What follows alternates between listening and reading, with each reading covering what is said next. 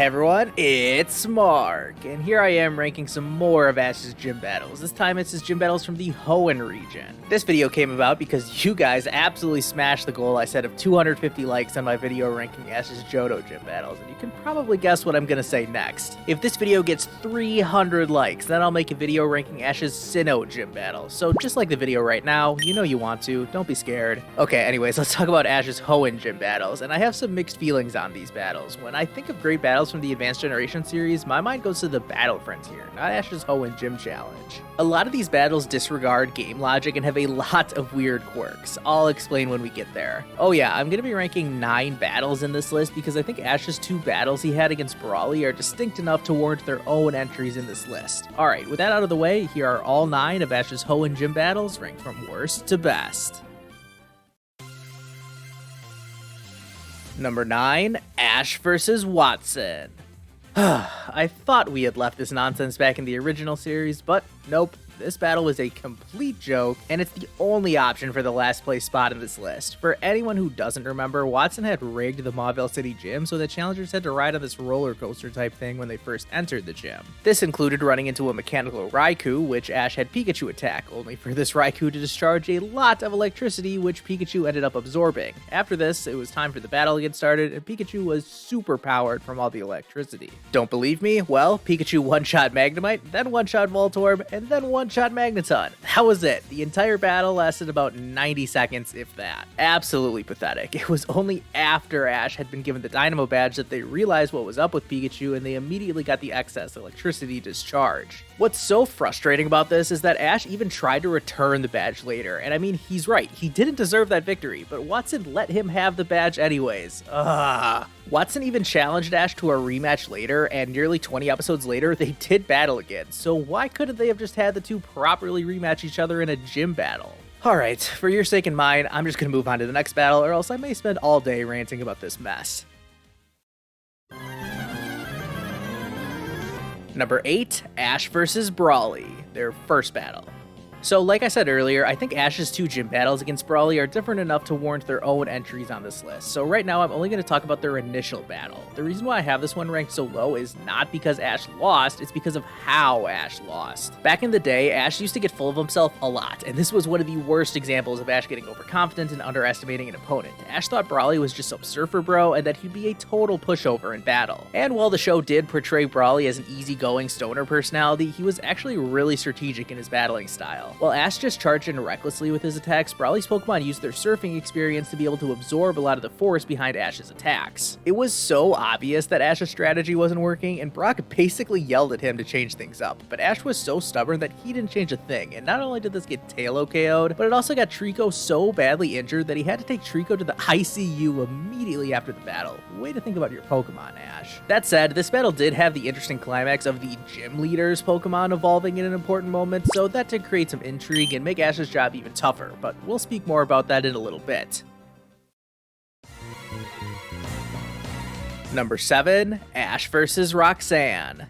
Ash's first gym battle in the HOENN region was fine. I thought it was fine. I liked it, but compared to the remaining battles on this list, it just felt kind of bland. Not boring, but I don't know, it just was lacking that special something. Let's hit the highlights. This battle was a 2v2, with Roxanne using Geodude to Nose Pass against Ash's Trico and Pikachu. Sounds like an easy win for Ash on paper, but you may be shocked to find out that Trico did not know any Grass-type moves at this point, and this battle was even before Pikachu had mastered Iron Tail. Really, Pikachu's Iron Tail was the story of this match. In fact, Ash only started to teach Pikachu Iron Tail because he thought it would help him defeat Roxanne. I thought Roxanne was an interesting enough character. Her battle style was unremarkable though. At times I felt like this battle did a great job taking up a lot of time while very little actually happened. Pikachu was the hero in this story though, knocking out both of Roxanne's Pokemon. Yeah, this was one of those instances I mentioned where game logic went straight out the window. Geodude got KO'd by Thunder, but at least it was cool seeing Pikachu master one of its now iconic moves in Iron Tail. This was a fun way for Ash to earn his first HOENN gym badge.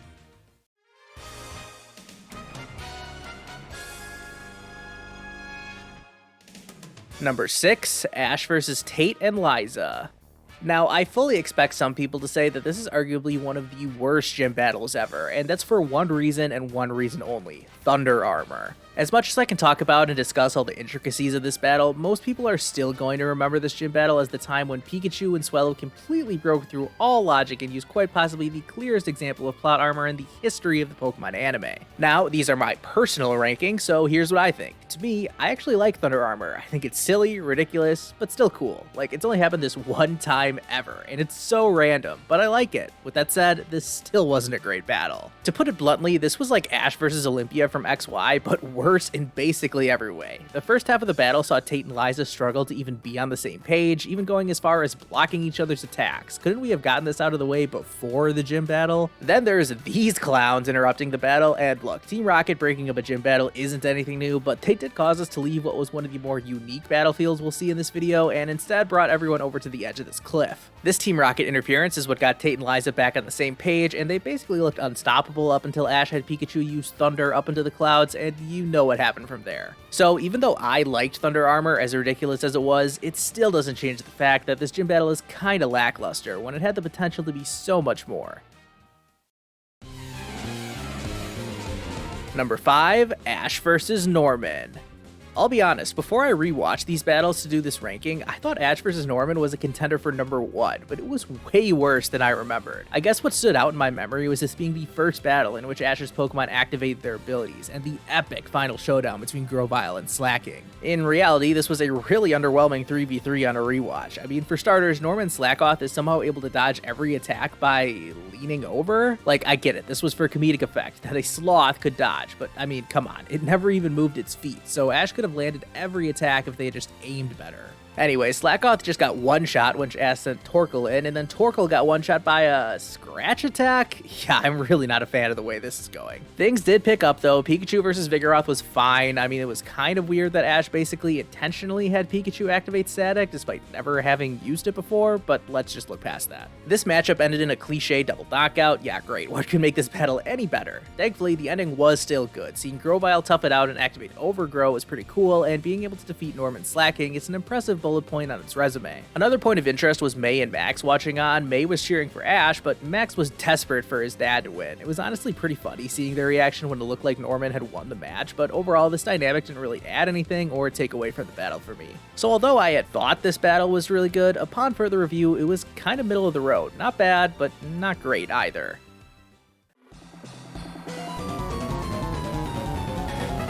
Number 4, Ash vs. Winona.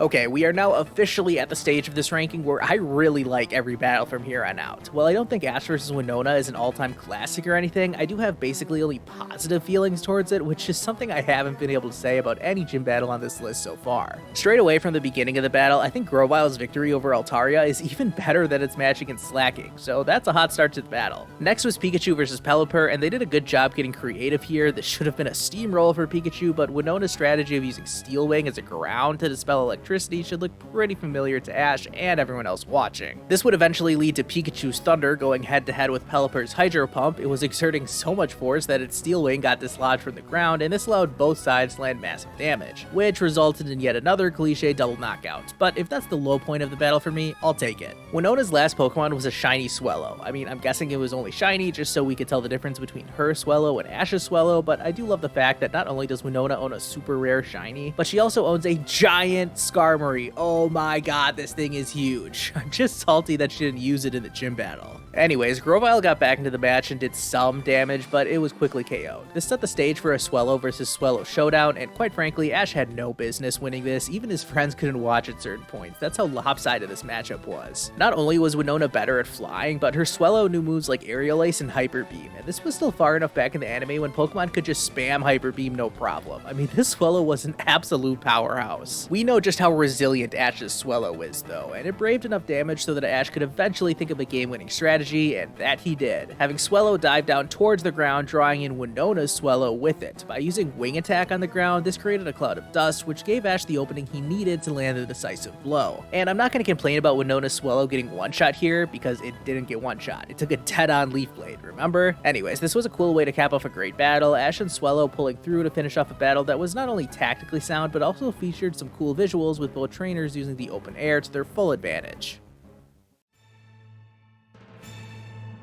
Number 3, Ash vs. Brawly, the rematch.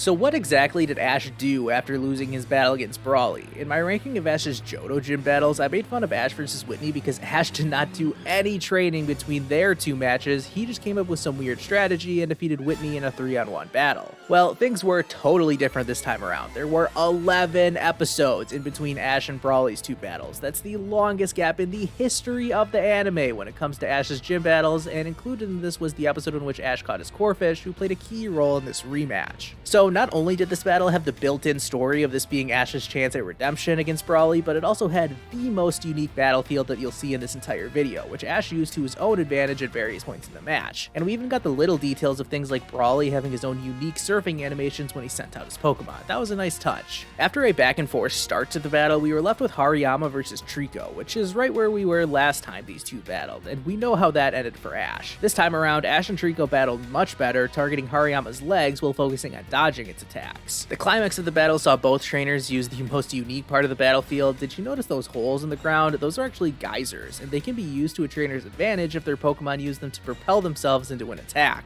That's how this rematch ends, with both trainers putting it all on the line and sending their Pokemon on a collision course. It's not the most dramatic thing ever, but it was incredibly unique, and Ash's Trico won the day here, and this battle was a fantastic payoff to Ash's Dewford Island training arc. He and his Pokemon really earned this victory. Number 2, Ash vs Flannery.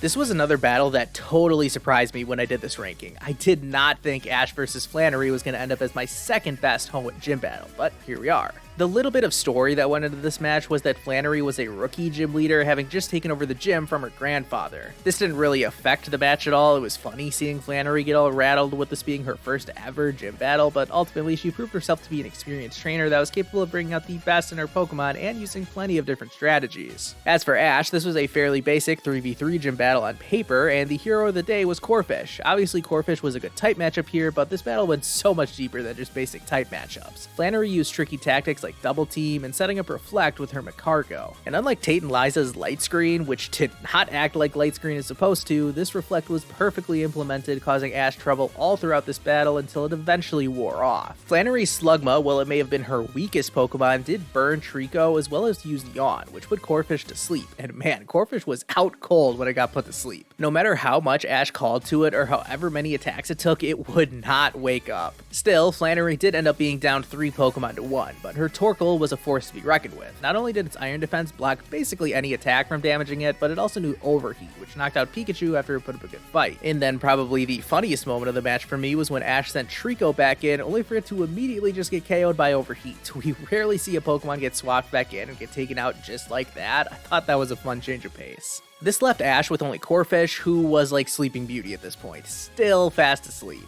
Once it finally woke up though, Ash went to work. He had to figure out a way to get past Iron Defense, and the winning strategy here was hitting Torkoal on its side, which sent it spinning out, leaving it vulnerable to a Bubble Beam that finished the match. So yeah, I kind of thought this gym battle was just going to be an average match that ended up in the middle of my rankings, but it was way better than I thought. It was filled with complex strategy, funny moments, and a very satisfying victory for Ash when it was all said and done. Number 1, Ash vs Juan. Typical, I would choose the last of Ash's HOENN gym battles to be number 1, right? And even though I think this is the most unnecessarily complicated battle in the history of the anime, I still think it's good enough to be number 1 on this list. I'll do my best to explain the format. This battle was 5v5, which is rare enough in itself. However, it started as a double battle, with Ash using Snorunt in its only gym battle ever, and while it was cool seeing Snorunt and Pikachu battle together, it didn't last long after Snorunt got blasted by a Hyper Beam. Ash sent in Corphish, and this worked out way better, as they were able to knock out Juan's Seeking. Juan didn't send in another Pokemon though, he just left Celio out there on its own. I'm not sure if this is because the gym leader isn't allowed to substitute Pokemon, but it's not a substitution if one of his Pokemon gets knocked out, right? Anyways, they eventually take down Celio as well, and now the battle shifts to a single battle, with Ash's 4 remaining Pokemon up against Juan's 3 remaining Pokemon, and the battlefield has changed as well. It went from being a pool to having a much more varied environment. This battle even lasted longer than 1 episode. We basically never see a single gym battle get more than 1 episode, but Ash vs Juan did, and I thought both episodes delivered. The shocking twist of Ash's Grovyle getting no knockouts was a highlight, and it set the stage for Ash's Swellow to once again prove that it was a beast. I mean, not only did it take a Hyper Beam directly in the face from point blank range, but it came back from that and was still able to pull off a full power aerial ace underwater. What? Yeah, and after all the craziness that we got in this battle, things came down to Pikachu versus Milotic, Juan's ace. This is an underrated final showdown, I don't think it gets mentioned enough. I mean, Milotic having Recover is a little broken, but it made things even tougher for Ash. If I have one complaint about this battle that's not related to the weird format, it would be how Ash just spammed Thunder over and over again. It got to the point where it was almost unbelievable that Pikachu was able to keep going after using so much energy and taking so much damage, but they kept fighting until the end, when Pikachu grabbed Milotic and threw it into the water, only for Pikachu to unleash quite possibly the strongest Thunder ever underwater. I mean, look at the destruction this attack caused. See, I told you this final showdown was underrated. Ash picking up the win was a great way to finish off his HOENN Gym challenge, but was it the best gym battle that he had in this region? Let me know down in the comments, and don't forget to hit like if you haven't already. If you watch this video, then I'm sure you want to see me rank all of Ash's other gym battles, and I'm excited to rank them as well. Thank you all so much for watching this video, and I'll see you guys next time.